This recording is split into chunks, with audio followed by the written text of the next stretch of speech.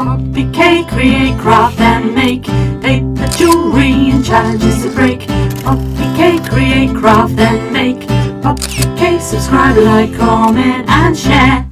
Right, so to get started with these beads, I have got some 0.5 wire, antique bronze wire. I have got some Bookpage. I have got findings.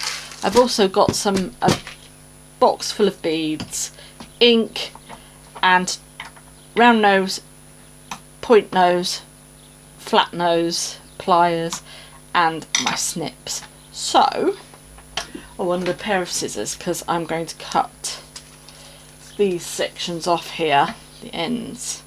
So I've literally just cut my strips into 1 inch long, but I think what I'm going to do is I'm going to actually half them as well.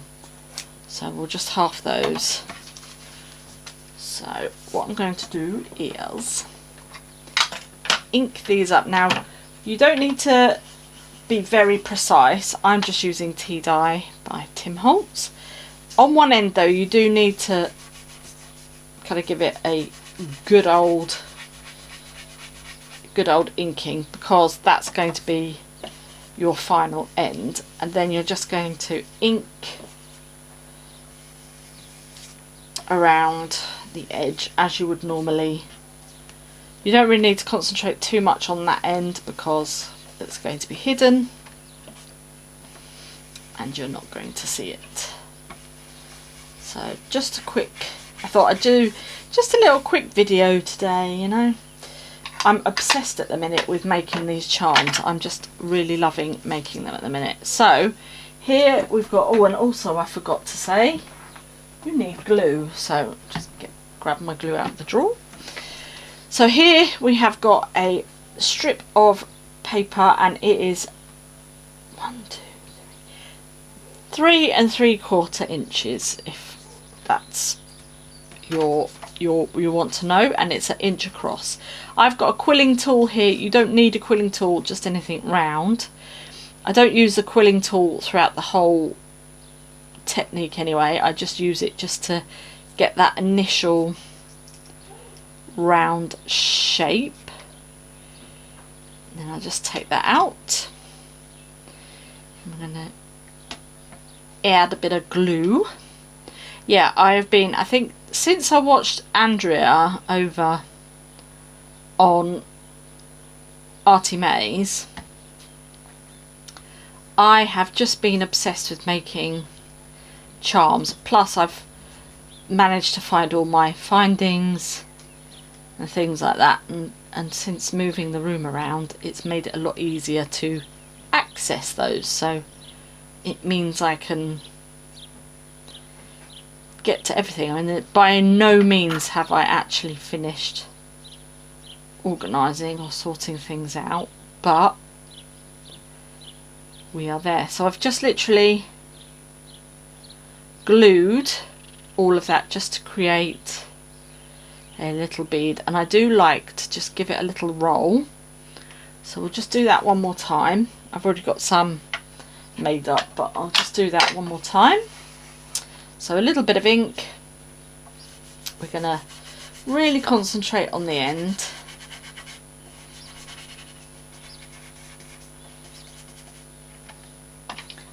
Okay, and then just use your, however you ink your pieces. I got this from, oh, where did I get this from? Primark, years and years and years ago. I actually did used to use it for makeup, but obviously not anymore. So we'll just get rid of that. Get my quilling tool and slip that in between. As I said, just to get the initial shape for my bead. If you've got knitting needles, pencils, pens, anything like that, then it will work just as well. if not better, by the way I'm doing this. Here we go.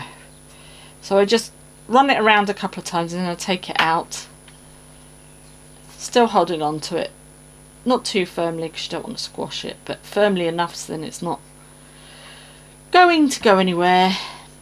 And then I cannot believe I'm wearing a jumper in the middle of July. No, this isn't July, this is August, Katie.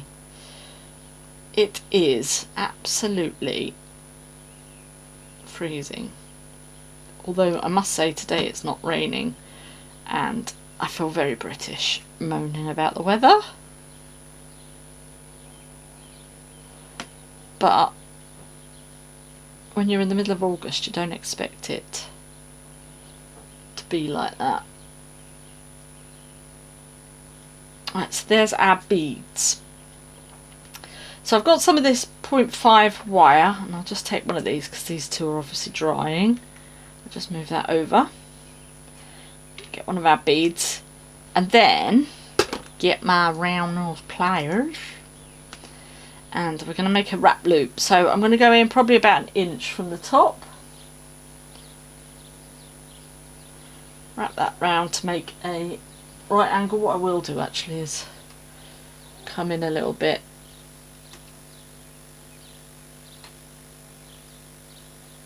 There we go. Right, just move this out of the way. Okay, so I've made a right angle. So we've used our round nose pliers, we've got our loop, and then we've got our tail, and then this is what we're going to put our bead on. So with the tail, we've got the wire coming out around the back. Just going to grab my flat nose pliers, and then because this wire is so malleable, I am just going to run that around to create a wrap.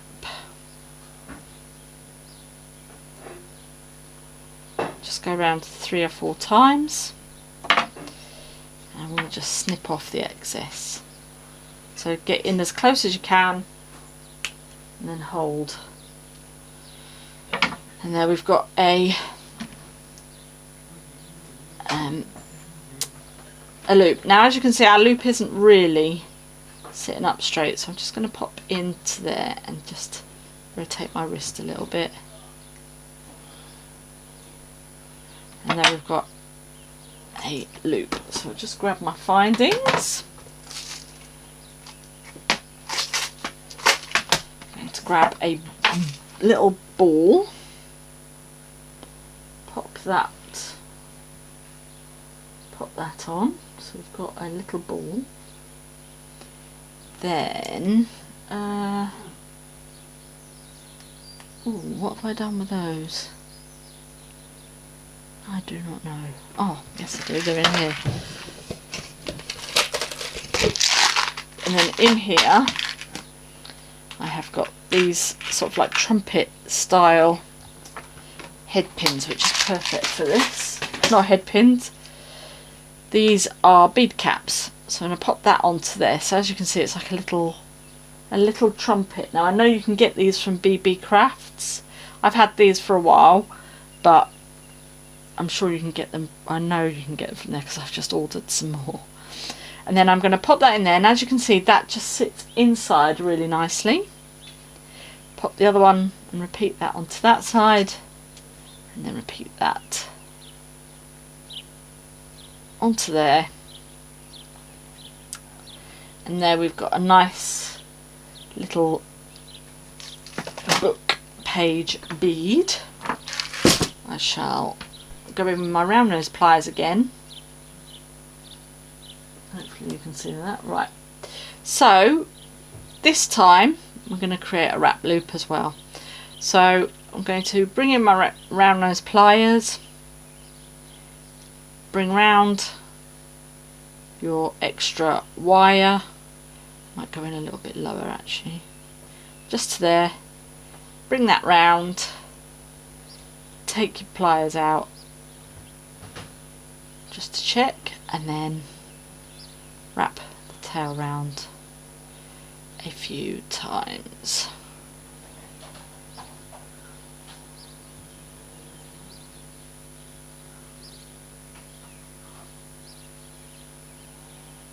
There we go, and then I'm just going to cut that off. So now you have got an initial bead. I want to create a little dangle, so in my little box of goodies here I'm going to take a head pin. So the difference, that's a head pin and that's an eye pin, only because one's got a head and one has got an eye. That is your only difference. Alright, let's have a look, see what colour gemstones. I'm just going to grab a handful and put that on here. What do we fancy? I'm going to go for, I think that looks like a garnet. So we're going to go for that. I've got a nice little garnet. Again, add a ball. A little bead cap this time. Our bead, the garnet. I'm just going to straighten that up because otherwise it won't go in.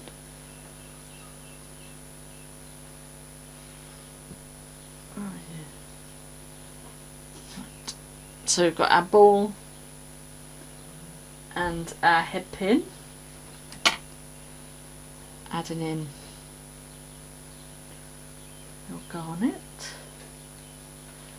Just take you out a bit. There we go. And then adding in another bead cap and a bead. So that is what we're left with.